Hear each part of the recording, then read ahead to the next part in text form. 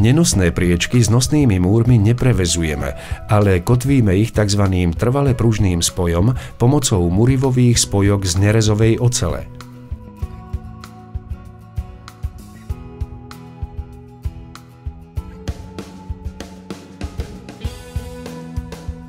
Medzi nenosnou priečkou a nosnou stenou aj stropom necháme medzeru približne 10 mm a vyplníme ju polyuretánovou penou. Spoj následne presieťkujeme do lepidla.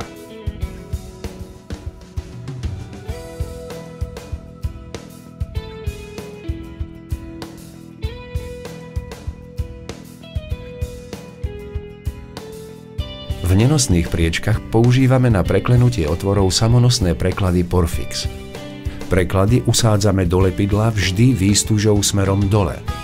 Smer kladenia naznačuje šípka na bočnej strane prekladu. V rovnakej polohe samonosné preklady aj skladujeme a manipulujeme s nimi.